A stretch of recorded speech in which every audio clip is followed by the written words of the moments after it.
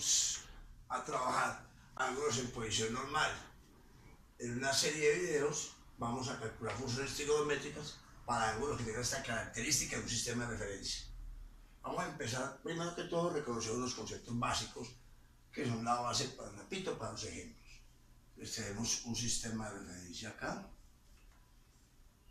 plano cartesiano, XY, listo. El ángulo en posición normal exige que su lado inicial sea el eje positivo a la X.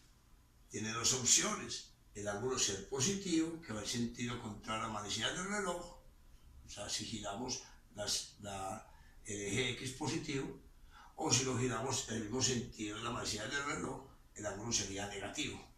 Vamos a asumir ángulos en este sentido, o sea, ángulos positivos.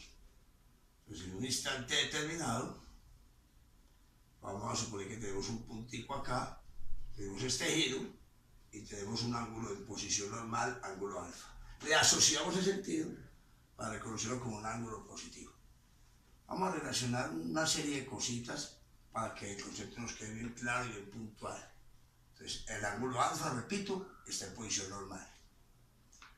Con base en esta medida, en este segmento, y haciendo centro en el 0, 0, voy a construir una circunferencia. O sea que este sería el radio de esa circunferencia. Más o menos así, da la vuelta acá. Esta circunferencia, entonces este sería el radio. Entonces podemos empezar diciendo que el radio es el lado final del ángulo. Lado final o terminal de alfa. Primer detalle. El radio es el lado final del ángulo alfa. Este puntico lo puedo proyectar acá. Si no proyecto, puede que la proyección es la perpendicular. Acá me queda 90 grados. Acá me queda la componente X y la proyección sobre el eje Y sería esta, que tomada acá en el triangulito sería esta misma, sería Y. Entonces pasa una relación importante ahí, que R a la 2 es igual a X a la 2 más Y a la 2, o el famoso Pitágoras, hipotenusa a la 2, cateto a la 2 más cateto a la 2. Conceptos puntuales para poderlos aplicar en los ejemplos. Entonces, con base en estos datos, se establecen las reconocidas funciones circulares, funciones trigonométricas o razones trigonométricas. Ellas serían seno de alfa. En otro contexto, nosotros decimos cateto opuesto sobre hipotenusa, pues se sigue manejando lo mismo. Pero acá, como todo es con base en X, Y y R, hablemos de seno de alfa como Y sobre R. Repito, mismo que decir cateto opuesto sobre hipotenusa. Viene coseno de alfa, definida como cateto adyacente sobre hipotenusa.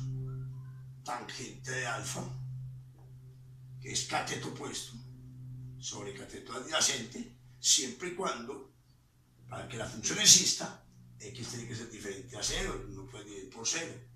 ¿Y se corre el riesgo de que X sea 0? Sí, si este punto queda sobre el eje Y, puede quedar un ángulo de 90, 270, o dependiendo de la cantidad de giros, todo ángulo que quede sobre el eje Y. Entonces, en esos casos, esta función no existe. Tenemos cotangente de alfa. Estas son las básicas. Las tres que te voy a hablar son las recíprocas. De la cotangente recíproca de la tangente, X sobre Y, con Y diferente a 0. La cotangente no existe, no está dividida sobre el eje X. Son ángulos de 0 grados, de 180, de 360 y cualquier cantidad de giros que terminen sobre el eje X.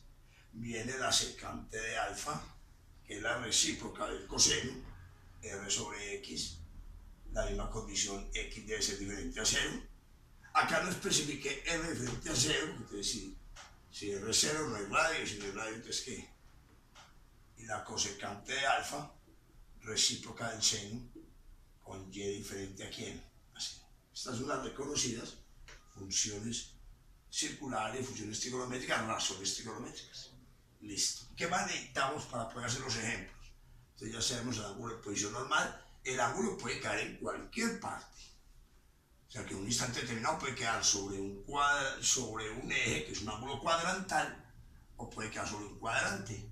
¿Qué puedo tener en cuenta? Que las parejitas de acá siempre son positivas, que las parejitas de acá son negativas, positivas. Siempre la primera componente es X, o sea, la horizontal, segunda componente Y. Acá son negativas, y acá son positivas que negativas. Entonces eso da pie a un cuadrito acá que puede monitorear bastante. Entonces hay un cuadrito, que es el cuadrito de los signos. Entonces tengo 4 cuadrantes, 1, 2, 3, 4. Tengo acá las 6 funciones, 1, 2, 3, 4, 5 y 6 funciones. Perfecto. Cuadrante 1, cuadrante 2, cuadrante 3 y cuadrante 4. Tenemos para alfa, la función es seno, coseno, tangente, cotangente, secante y cosecante. Yo coloqué alfa acá, porque lo estoy determinando.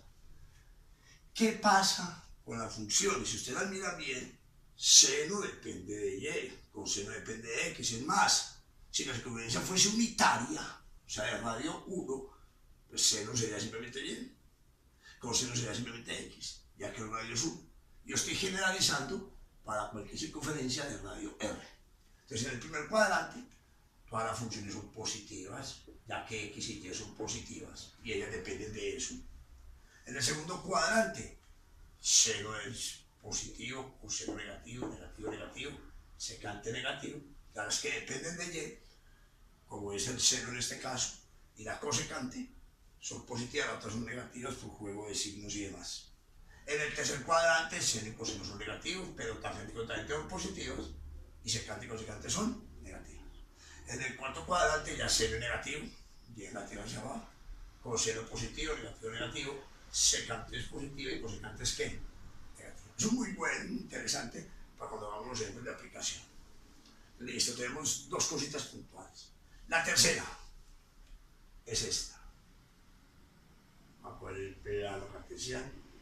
Te voy a hablar de este ángulo alfa.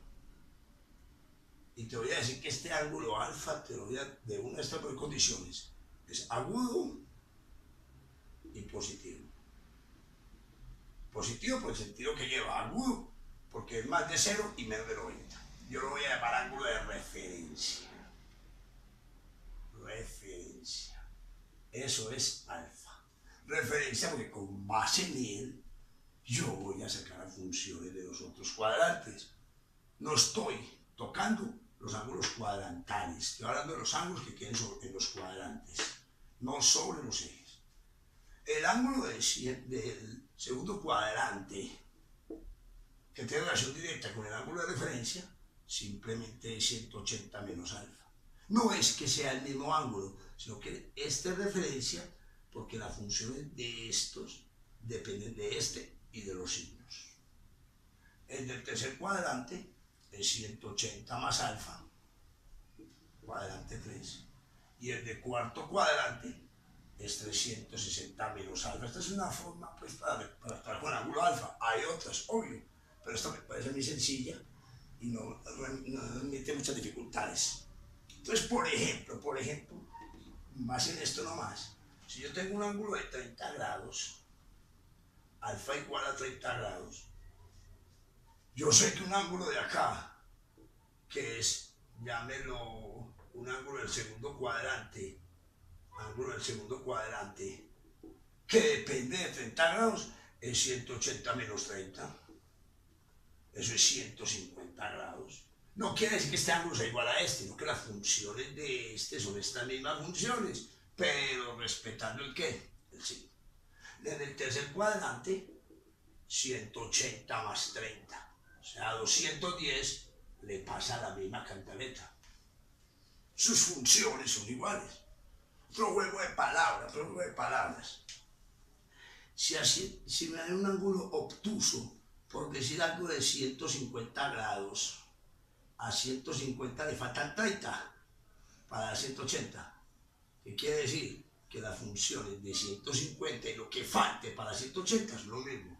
Acá lo que se pase de 180, que es 210, es 180 más 30.